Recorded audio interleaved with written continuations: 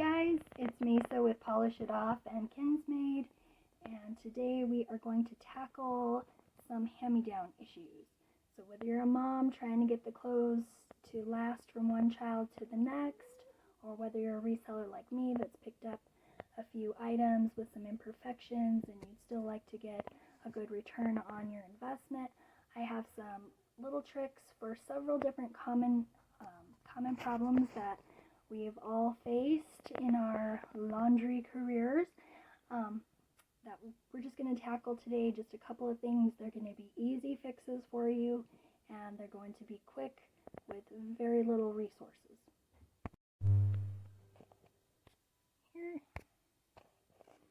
Here is a little dress, and hopefully you can see this. It has this cute little trim, but this little silk flower accent has not really held up, and this little ribbon, the ribbon looks fine, but when I pulled this off, I was actually able to see that when I pulled it up, I was able to see that it was just bar tacked right there and glued together or stitched together. So what I did was I just got in real carefully down here and snipped off the tack, the little thread tacks, and pulled this off and discarded it. I doubt that anyone is even going to know that it was really there. Just a nice little clean line. I could replace this with a fresh silk and some ribbon easily enough, but I think that actually I like it more with the clean lines, so I'm leaving it like that. Here we have a sweet little dress with a ribbon detail. You can see the edges of the ribbon are just kind of frayed just from use, little strings hanging. So what I'm going to do is I have this burner on medium heat, and I am just going to very carefully touch these to the edge, and they actually melt. To a really smooth texture. You could burn it if you use, you could burn it if you use too hot of heat, but the medium on my burner works just fine. And so I just simply lay it close to the edge. My fingers are out of the way. And just melt down those edges, and this time they will stay. And we'll have a nice, cute little dress that looks completely flawless. So now that I've fixed the ribbon fraying issue, I've also noticed that there is a little bit of discoloration, some sort of dirt, something that's gotten on this little dress. What you see there is little bits from my baby wipe. I will often use a baby wipe to spot clean things. They're not extremely wet. They are a harsh cleaner, but they don't have a whole lot of residual stuff that's left over, so it usually goes ahead and evaporates pretty cleanly without leaving any kind of mark in the fabric when you're spot cleaning. And the other great thing about it is that if it's going to have to go in the laundry, which this is, I've been scrubbing at it for a while, and that's not coming out the way I'd like, so I'm going to go ahead and agitate this in the laundry, but the baby wipe will actually act as a pre-treater for the laundry. So I'm pretty confident they'll be able to get that out. We won't have a brand new unlaundered dress with all this nice sizing in it, but still have a pretty cute little used dress. Okay, I was given this adorable little dress to resell. You may have gotten something similar as a hand-me-down. It is missing the belt. It has these little belt loops to let you know that something is missing. So one thing you could do is remove the belt loops, but in order to do that cleanly with no fraying, it might be problematic. So what I'm going to do is Dollar Tree Fix. Just get some ribbon. Now this shade, I'm never going to match this super subtle pink shade. It'll drive me crazy trying to figure it out. So I'm just going to grab what I have on hand, and I'm going to go with contrast on purpose, right? This is in a pink tone, completely different, but it's still going to work. What you have to remember is, like, I have no idea what the belt look like. Your buyer probably has no idea what the belt is supposed to look like. So ribbon is a great choice. We can even do an added value by giving them 2 or 3 interchangeable belts. And your customer is going to be more than happy with the results. I did measure, I checked that this is the proper size for that little belt loop. I think that's going to be just fine because it's only attaching at the 2 sides.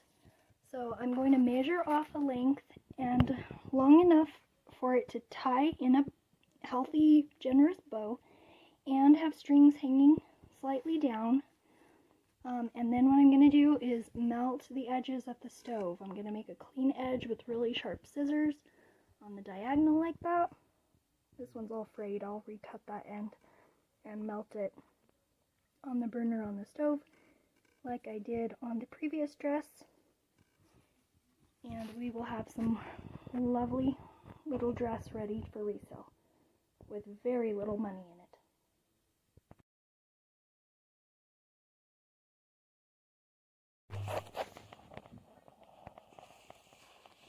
I have this nice little white dress, little girl's dress, and it has this gauzy type of fabric on the top. It's in very good condition. Any of these there's a little dark spot there.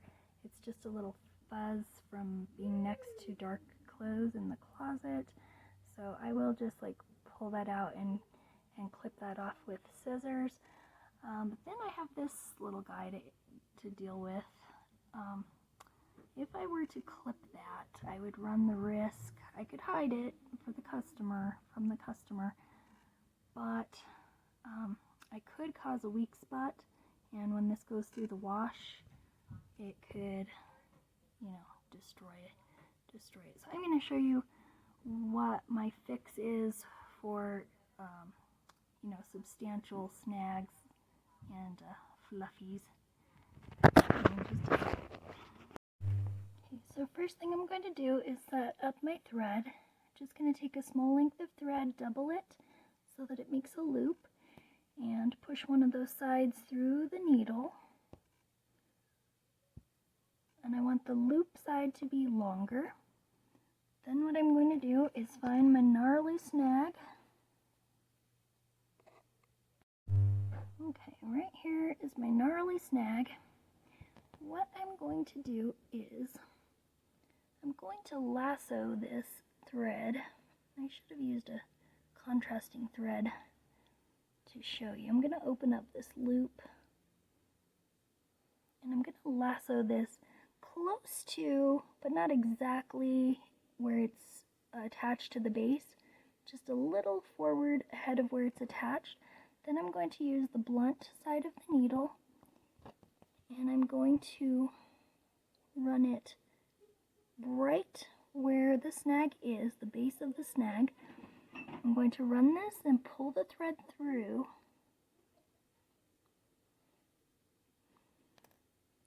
And like I said, I do want a little dab of the thread. And we're just going to pull. And do you see how I just snugged that right to the back? So it's still, oops, I kind of snagged it a little bit. I'm going to pull it, stabilizing with my fingers. So you can still see that it's under there, but it's not sticking out away where it's going to, get caught on something else. It's not waving like a flag. It's tucked underneath. And then with the lining, this white lining, it's not going to show at all. We haven't clipped the threads at all, so we haven't caused a weak spot for more fraying. We just tucked it to the other side, and there's really no way that a customer is going to really notice it, and it's not going to, the likelihood of it working its way back out to the other side is, you know, almost impossible. So I think that is a really nice fix and a really nice way to deal with snags.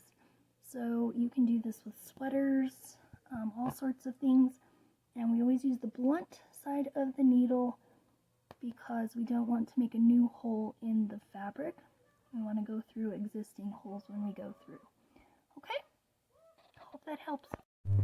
I want to thank you guys for watching my video, and if you found value in what I presented here, please like and subscribe. And if you have your own tips and tricks that you've been able to save some items from the landfill, I would love to hear about them in the comments.